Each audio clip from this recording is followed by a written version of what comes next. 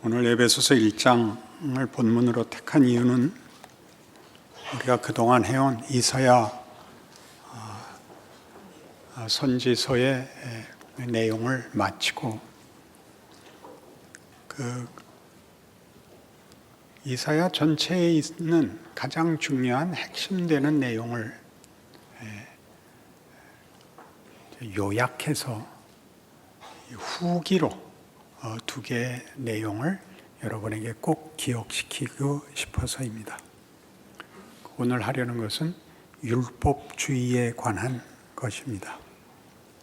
율법주의에 대한 이해를 나눔으로써 성경이 말하는 구원이 무엇인지, 우리에게 허락된 인생이 어떤 의미를 가지는지 이사야서가 내린 결론을 우리 마음에 분명히 하고 싶습니다. 에베소 1장 3절 이하에 돌아와 보시면 이 본문의 아주 중요한 핵심은 하나님께서 창조주로서 모든 것을 만드실 때, 특별히 인간을 만들 때 인간을 하나님의 영광을 찬송하는 자로 만들겠다라고 의도하셨다는 사실입니다. 하나님이 목적을 가지고 뜻을 세우시고 의지로 이 일을 이루실 것입니다. 그것은 하나님의 영광을 우리로 항복하게 하는, 감격하게 하는, 그리고 그것을 기뻐하는 자리로 우리를 목적하고 있다는 것입니다. 하나님의 영광을 찬송하게 하는 것. 그것은 우리를 무릎 꿇리는 굴복과 또는 강요와는 전혀 다른, 찬송이라는 말이 그렇듯이 기쁜 마음의 항복입니다. 그 기쁜 마음의 항복은 12절에서는 이는 우리가 그리스도 안에서 전부터 바라던 그의 영광의 찬송이 되게 하려 하심이라 해서 드러나듯이 우리가 하나님의 영광의 핵심되는 그런 존재가 될 것입니다. 그러니까 하나님의 영광을 찬송케 하는 것은 우리로 하나님이 지으신 우리라는 존재의 내용에 대하여 우리로 감사하게, 놀라게, 기쁘게 하는 것이 함축되어 있습니다. 그리고 이 3절에서 6절에 있는 이런 하나님의 의도, 목적, 기쁘신 뜻, 우리에게 받아낼 항복, 우리에게 주어질 영광은 다 매 절마다 그리스도 예수 안에서입니다. 예수 안에서 이 일을 허락하셨다는 것은 우리에게 굉장히 중요한 내용이 됩니다. 예수께서 오셔서 십자가를 졌다는 게 무슨 말인가? 예수를 믿어야 한다는 말이 무슨 말인가? 예수로 하나님이 이 일을 이룬다는 것이 어떤 뜻인가? 그 방법에 있어서, 그 내용에 있어서, 그 구체성에 있어서 중요한 성경의 증언이 되고 역사적 증언이 됩니다. 그리고 우리 모두에게 기독교 신앙은 추상적 개념이 아니라 실체가 되는 것입니다. 그러니 율법주의에 붙들려서 우리가 은혜로 구원을 얻어놓고는 우리의 신앙을 확인하는 방법이 율법밖에 없는 것으로 인하여 잘잘못에 붙들려 있으면 밤낮 자책과 회개를 반복하고 예수를 믿은 적극적인 의미에서의 실제는 없어집니다. 율법주의를 논하려고 하는 이유가 여기 있고, 이사야서가 확인한 역사적 이스라엘의 역사를 들어서 우리에게 납득시킨, 그리고 예수 안에서 우리에게 실제가 된 예수 믿는 신자의 지위, 그 현실에 대해서는 적극적인 이해가 부족하기 일쑤입니다. 구원이란, 여기 제가 말을 만들어 왔습니다. 자격을 획득하거나 또는 안심하는 지경을 지나서 책임과 명예로운 선택과 기회를 가지는 신앙생활의 적극적인 실체여야 합니다. 그것이 구원입니다. 그러나 현실적으로는 우리가 예수를 믿고 난 다음에도 하나님께서 환경을 바꿔주시지 않고 믿지 않는 자들과 동일한 현실을 겪게 함으로 우리가 시련과 고난을 당하기 마련인데 왜 하나님이 그걸 면하게 해주시지 않고 해결해 주시지 않고 살게 하느냐라고 물으신다면 그 내용이 환경을 고치는 문제가 아니라 나를 고치는 문제인데 내가 그 모든 고난과 역경을 하나님이 나에게 만들려고 하는 것으로 극복해야 되기 때문입니다. 우리는 바람에 떠밀려가는 것이 아니라 우리 안에 하나님이 만드시는 실체로 그것을 대적하는 모든 것에 굴하지 않고 이겨내는 실제적인 성숙과 완성으로 나아가야 할 것입니다. 그것이 하나님이 우리에게 만들려고 하는 예수 안에서의 방법입니다. 그리고 그 내용도 부활에서 보이듯이 우리 안에서 사망을 이기는 자리까지 실제로 만들어내실 것입니다. 그래서 빌립보서 1장에 의하면 에베소서 다음이 빌립보서입니다. 사도 바울의 신앙 고백은 우리로 하여금 이 문제에 대한 아주 기독교에만 있는 놀라운 그 이해를 증언하고 있습니다. 빌립보서 1장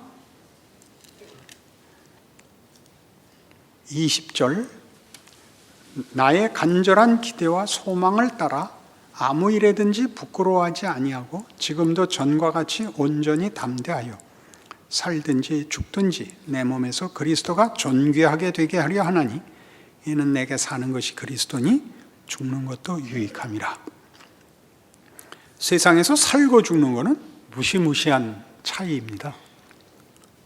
가장 극단적인 대조가 될 것입니다. 그러나 예수 믿는 사람에게는 둘이 전혀 차이가 없답니다. 왜냐하면 그가 살아있음이 가지는 의미는 하나님이 무엇을 담느냐의 문제랍니다. 살아있는 게 문제가 아니고 조건과 정황이 차이가 없이 그가 살아있을 때 자기 삶에 하나님이 무엇을 담느냐의 문제고 똑같이 죽는다 할지라도 그 죽음에 하나님이 무엇을 담느냐가 문제라고 합니다. 우리가 시련을 당하느냐 또는 역경을 맞이하느냐 또는 억울한 일을 당하느냐 혹은 형통하느냐 높은 지위를 가지느냐가 문제가 아니라 하나님이 뭘 담느냐가 문제인 것, 그것이 가장 중요한 것, 그것이 기독교인의 존재요 삶으로 이해되어야 한다 이렇게 말하고 있죠. 그런데 이런 것들은 전부 다 기독교 신앙이라는 것이 우리가 아는 추상적 개념에 의한 것이 아니라 우리 안에 실제로 담아내서 구체화해야 되는 실체가 되어야 하는 싸움이라고 성경은 가르칩니다. 진심, 믿음 이런 것들이 여러분의 삶에 담겨 나오지 않으면 실체가 되지 않고 그저 고함이 될 뿐입니다. 그것은 여러분들이 여러분의 삶 속에서 가장 당황스럽게 경험하는 현실일 것입니다. 믿음과 소망과 간절함이 있는데 왜 하나님이 답을 안 하시는가? 지금 여러분의 조건 속에다 그걸 담아 보시라는 겁니다. 그래서 로마서 7장에 가보십시다. 율법이 하는 얘기와 성경이 이 문제에서 어떻게 우리가 얻은 구원이 이 율법의 진정한 해결, 답이 되는지를 한번 따라가 보십시다. 로마서 7장 14절. 우리가 율법은 신령한 줄 알거니와 나는 육신에 속하여 죄 아래 팔렸도다. 내가 행하는 것을 내가 알지 못하노니 곧 내가 원하는 것은 행하지 아니하고 도리어 미워하는 것을 행함이라. 만일 내가 원하지 아니하는 것을 행하면 내가 이로써 율법이 선한 것을 시인하노니 이제는 그것을 행하는 자가 내가 아니요 내 속에 거하는 죄니라. 내 속 곧 내 육신에 선한 것이 거하지 아니하는 줄을 아노니 원함은 내게 있으나 선을 행하는 것은 없노라. 내가 원하는 바 선은 행하지 아니하고 도리어 원하지 아니하는 바 악을 행하는도다. 만일 내가 원하지 아니하는 것을 하면 이를 행하는 자는 내가 아니요 내 속에 거하는 죄니라. 그러므로 내가 한 법을 깨달았노니 곧 선을 행하기 원하는 나에게 악이 함께 있는 것이로다. 내 속사람으로는 하나님의 법을 즐거워하되 내 지체 속에서 한 다른 법이 내 마음의 법과 싸워 내 지체 속에 있는 죄의 법으로 나를 사로잡는 것을 보는도다. 오호라 나는 곤고한 사람이로다. 이 사망의 몸에서 누가 나를 건져내랴. 이건 아마 성경의 내용 중에서 가장 이해하기 힘든 구절일 것입니다. 선을 행하기 원하나 선은 행하지 않고 도리어 죄를 행하는 나는 곤고한 사람이로다. 가장 이해하기 좋게 비유를 들자면 마태복음 7장에 나오는 열매와 나무의 비유입니다. 거짓 선지자를 삼가라. 그들의 열매를 봐라. 양의 옷을 입고 나오나 속에는 노략질하는 일이다. 가시나무에서 엉겅퀴에서 어찌 감람 열매를 또는 포도를 딸 수 있겠느냐. 이와 같이 아름다운 열매를 맺는 나무가 아름다운 나무고 나쁜 열매를 맺는 나무가 나쁜 나무니라 이겁니다. 그러니까 율법을 우리가 받았을 때 그것이 선한 줄을 알고 원하지만 우리가 그것을 행할 수 없는 것은 우리는 율법이 원하는 그 좋은 일을 할 나무가 아직 안 되어 있습니다. 소원은 있지만 감을 열매 맺고 싶지만 나는 감나무가 아닌 것입니다. 여기에 비극이 있는 거죠. 소원을 하고 진심을 갖고 있어도 소용이 없는 일입니다. 내가 그 나무가 되기 전에는. 여기에 오라 나는 곤고한 사람이로다 라는 비명이 있습니다. 우리 모두가 구원이라는 것을 이 차원 열매를 주는 것이 아니라 우리의 본체를 존재를 바꿔놓는다는 성경의 설명을 따라가지 못하면 열매를 사모으고 주워 모아서 안심시키고 그리고 자신이 맺는 열매는 실제로 다른 열매고 이 당혹감 속에 있게 됩니다. 이 로마서 7장 24절의 비명은 그래서 기이하게도 25절에 이런 설명으로 답을 만들어내는데 우리 주 예수 그리스도로 말미암아 하나님께 감사하리로다. 그런즉 내 자신이 마음으로는 하나님의 법을 육신으로는 죄의 법을 섬기노라. 뭐가 답이고 뭐가 아직 아닌지 모르게 됐죠. 예수 그리스도로 말미암는 감사는 분명히 답이 있다는 뜻일 텐데 아직도 이중성을 못 벗어나고 있습니다. 나는 선을 행하고 싶으나 진리를 따르고 싶으나 나는 그걸 만들 수 없습니다. 그걸 예수가 와서 만듭니다. 그래서 8장 1절 그러므로 이제 그리스도 예수 안에 있는 자에게는 결코 정죄함이 없나니 이는 그리스도 예수 안에 있는 생명의 성령의 법이 죄와 사망의 법에서 너를 해방하였습니다. 지금 우리가 사과를 원하면 사과나무가 되었다는 뜻입니다. 사과나무가 되어 사과를 열매 맺습니다. 배나무가 되어 배가 열매를 맺습니다. 선을 행하는 문제가 아니라 그걸 행할 나무, 본체가 되어야 됩니다. 그걸 예수께서 하신 것입니다. 여기서 혼돈이 생기죠. 믿는다는 말은 그럼 뭐냐? 예수가 나의 존재의 본체가 되신다면 믿는다는 말은 예수와 나를 붙들어 매는 어떤 접착제냐? 선택이냐? 본질적으로는 하나님이 하신 일입니다. 재창조입니다. 첫 창조가 우리를 하나님의 형상대로 만들었다면 재창조에서는 예수 그리스도를 우리의 본체로 만드신 것이 구원입니다. 그러니 우리는 이제 하나님의 사람이죠. 이런 식의 이해, 우리의 본체가 예수다, 믿음으로 가진다라는 말이 무슨 뜻인지를 고린도전서 1장에서는 이렇게 소개하고 있습니다.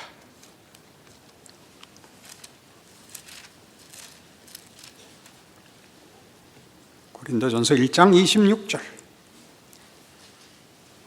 형제들아 너희를 부르심을 보라. 육체를 따라 지혜로운 자가 많지 아니하며 능한 자가 많지 아니하며 문벌 좋은 자가 많지 아니하도다. 그러나 하나님께서 세상에 미련한 것들을 택하사 지혜 있는 자들을 부끄럽게 하려 하시고 세상에 악한 것들을 택하사 강한 것들을 부끄럽게 하려 하시며 하나님께서 세상에 천한 것들과 멸시받는 것들과 없는 것들을 택하사 있는 것들을 패하려 하시나니 이는 아무 육체도 하나님 앞에서 자랑하지 못하게 하려 하심이라. 잘못 들으면 교만하지 말라 이런 말로 들립니다. 그런 의미가 아니고 너희가 만들 수 없는 걸 만들었다 그런 뜻입니다. 아무도 자랑할 수 없습니다. 하나님이 우리의 조건과 우리의 소원을 가지고 보상을 하거나 열매를 만든 것이 아니라 창조를 하신 겁니다. 이게 뭐에 나타난다고요? 예수 믿는 사람들이 일반적인 우리의 눈으로 볼 때도 수준에 미달하는 사람이 태반이라는 거죠. 불만이십니까? 이 수준이라는 것은 여러분들이 그토록 원하는 율법주의적으로 따지면 예수를 믿으면 더 좀 나은 사람이 되어야 되지 않는가라는 그것과 연결되어 있습니다. 내가 더 성실하기 때문에, 내가 더 정직하기 때문에, 내가 더 거룩을 요구하기 때문에가 아닙니다. 그것과 상관없이 얻은 구원입니다. 예수께서 자기를 찌른 자들, 자기를 묶은 자를, 자기를 조롱하는 자를 위하여 죽는 겁니다. 우리는 2000년 기독교 역사 내내 유대인들을 비난했죠. 너희는 예수 안 믿었다. 우리는 믿었다. 너희는 개돼지다. 이게 늘 우리를 혼동시키고 있는 겁니다. 은혜에 속한 것이요, 창조에 속한 것이요, 기적에 속한 것입니다. 하나님이 그렇게 하신 겁니다. 그럼 우리는 그것을 은혜로 얻어놓고서 다시 율법으로 자신 안에 근거를 쌓으려 하고 안심하고 확보하려고 합니다. 그러지 말라는 거죠. 우리는 우리의 실력이 이런 율법을 만족시키고 구원을 이룰 실력이 없다는 것을 믿고 난 다음에도 거듭 확인하게 되어 있습니다. 그러나 이 확인을 여러분 지금 여기 한 것 같이 이렇게 아무도 자랑할 수 없다라는 확인으로 오셔서 그 다음 30절과 31절을 명심하셔야 됩니다. 너희는 하나님으로부터 나서 그리스도 예수 안에 있고 예수는 하나님으로부터 나와서 우리에게 지혜와 의로움과 거룩함과 구원함이 되셨다. 예수가 우리의 구원입니다. 내가 구원을 받은 게 아니라 예수가 나의 구원이 됩니다. 하나님이 그를 십자가에 못 박아 우리에게 주었습니다. 그가 나의 구원입니다. 이 구원은 나의 어떤 조건으로도 성립되어 있지 않습니다. 하나님이 예수를 보내어 우리를 구원하시고 우리를 재창조하셨습니다. 예수를 알게 되었고 믿게 되었습니다. 예수 안에서 하나님과 화목하게 되었습니다. 그러니 31절 기록된 바 자랑하는 자는 주 안에서 자랑하라 함과 같게 하려 함이니라. 이 자랑을 예수 안에서 하고 싶지 않습니다. 구별하고 싶습니다. 자신에게 납득하고 싶습니다. 나는 원래 구원받을 만한 사람이었어 라고 하고 싶습니다. 율법주의의 무서움이 뭐냐? 늘 흠을 지우는 것이죠. 잘못을 회개하기에 급급하죠. 회개하여 내가 비록 잘못했지만 본심이 아니었다. 잠깐의 실수였다. 원래 본심은 잘하려는 것이었다. 이게 회개의 가장 중요한 부작용입니다. 그러니 회개하지 마십시오. 부탁입니다. 축구는 대단히 인기 있는 종목인데 축구 선수들이 가장 악몽으로 생각하는 건 자살골입니다. 그죠? 그래서 다음 시합을 할 때마다 나와서 센터서클에 엎드려가지고 지난 잘못을 회개하고 대가리 쳐받고 90분 내내 울다 들어가면 그 새끼는 죽여버려야 됩니다. 지난번에 그랬으니까 이번엔 더 잘해야죠. 계속 잘할 기회가 주어지고 있는데 계속 자책하고 회개하느라고 아무것도 안 하고 자기를 확인하여 하나님 내 잘못보다 내 진심이 큽니다를 증명하느라고 자신만 죽을 뿐만 아니라 모든 예수 믿는 그리고 세상을 죽입니다. 비난과 정죄 외에는 할 게 없습니다. 여기가 큰일인 겁니다. 어제 잘못한 거 있습니까? 네. 오늘 잘하십시오. 만회하려고 그러지 마십시오. 거긴 지나간 기회입니다. 오늘이 있습니다. 내일이 있습니다. 모든 삶의 정황 속에 잘할 수 있는 기회와 잘못할 기회가 주어집니다. 그렇지 않습니까? 그리고 우리는 세상은 할 수 없는 걸 갖고 있습니다. 우리 십자가, 부활, 기적, 용서, 구원, 믿음, 소망, 진리, 생명이 우리에게 있습니다. 그걸 하십시오. 이게 제 고함질를 문제입니까 이게? 이건 아무것도 안 하고 언제나 과거로 돌아가서 기도에 제일 많은 게 뭡니까 여러분? 회개잖아요. 집에다 써놓으십시오. 하나님, 이제부터 회개는 안 하겠습니다. 우리 목사님이 하지 말라 그랬습니다. 내일은 잘하겠습니다. 그런 기회가 오면 네, 잘하겠습니다. 내일도 24시간 준다. 그거 안 해요. 매일 주잖아요. 매일. 왜 한 번도 멋있게 못 구냐고요. 목사님 고함 지르지 마세요. 나 잘할게. 여기라고요. 그러니까 한 번도 위대하게 못 살아본 거예요. 뭐만 했다고요? 자책만 했지. 나아지지도 않고 멋있을 수 있는 기회, 우리만이 할 수 있는 걸 한 번도 못 해봤다. 해보라니까. 너를 용서하노라. 으하하하. 아니 뭐가 겁냐. 어차피 싸워봤자 안 되는데. 옛날에 그 이상 시인이 종로통을 걸어가다가 그 김두한이 폐한테 걸린 거야. 너 일로 와 이 새끼. 그러니까 이제 뭐 이상은 그 폐병 환자고 비리비리하죠. 저랑 이렇게 비슷하게 생긴 우리 족속인데 부르셨습니까? 너 새끼 내 말 들어. 한 방이면 너 죽어. 당신이 이기셨습니다. 할 말이 없죠. 뭘 싸우겠어요? 무슨 주먹을 가지고 싸우겠어요? 시인이. 여러분 예수 믿는 사람이 도대체 무슨 싸움을 하겠어요? 권력 싸움을 하겠어요? 자존심 싸움을 하겠어요? 성경이 요구하는 겁니다. 그러니 고린도전서 1장 지금 30절이 있었던 바와 같이 예수는 이 보세요. 가치에 있어서도 내가 곧 길이요 진리요 생명입니다. 예수를 우리에게 주면 진리와 생명이 그 안에 들어있는 겁니다. 이렇게 인격이고 창조주의 몫입니다. 하나님만이 진리를 만들고 가치를 만들고 생명을 복되게 하실 수 있는 분입니다. 생명과 진리를 따로 모으는 게 아니듯이 감을 모으면 감나무가 되는 게 아니라 과일 도매상이 되는 것에 불과하죠. 나무가 되셔야죠. 예수를 믿는다는 말이 가지는 것입니다. 우린 다른 존재인 것입니다. 우리는 할 수 있습니다. 매일 잘할 수는 없습니다. 잘못한 걸 지우러 다니지 마시고 잘하는 일을 하러 다니십시오. 율법주의를 벗어나야 됩니다. 하나님이 나에게 재창조를, 기적을, 하나님의 영광을 목적하는 손길이 되라고 불렀다는 것을 기억해야 되는 거죠.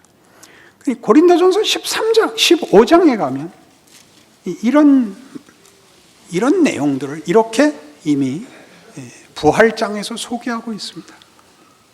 51절. 보라, 내가 너희에게 비밀을 말하노니 우리가 다 잠잘 것이 아니요 마지막 나팔에 순식간에 호련히 다 변화되리니 나팔 소리가 나며 죽은 자들이 썩지 아니할 것으로 다시 살아나고 우리도 변화되리라. 이 썩을 것이 반드시 썩지 아니할 것을 입겠고 이 죽을 것이 죽지 아니함을 입으리로다. 이 썩을 것이 썩지 아니함을 입고 이 죽을 것이 죽지 아니함을 입을 때에는 사망을 삼키고 이기리라고 기록된 말씀이 이루어지리라. 사망아, 너의 승리가 어디 있느냐? 사망아, 네가 쏘는 것이 어디 있느냐? 사망이 쏘는 것은 죄요, 죄의 권능은 율법이라. 우리 주 예수 그리스도로 말미암아 우리에게 승리를 주시는 하나님께 감사하노니 그러므로 내 사랑하는 형제들아 견실하며 흔들리지 말고 항상 주일에 더욱 힘쓰는 자들이 되라. 이는 너희 수고가 주 안에서 헛되지 않은 줄 알미라. 율법은 우리에게 율법을 지켜내 보라고 합니다. 그러나 율법이 원래 의도했던 것은 그것을 열매 맺을 수 있는 존재입니다.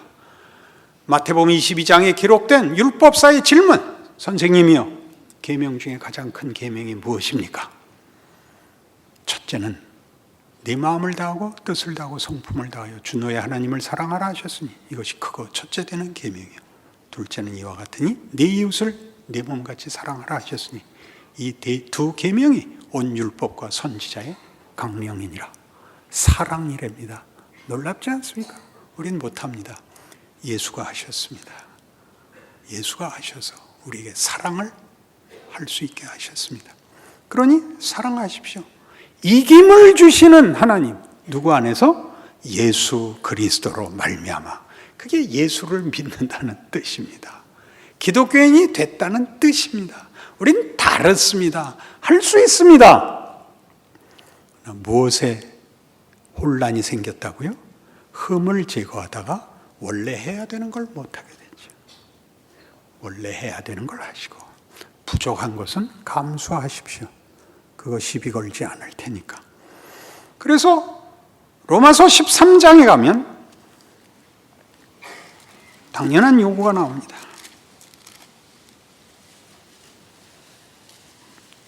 로마서 13장 8절. 피차 사랑의 빛 외에는 아무에게든지 아무 빛도 지지 말라.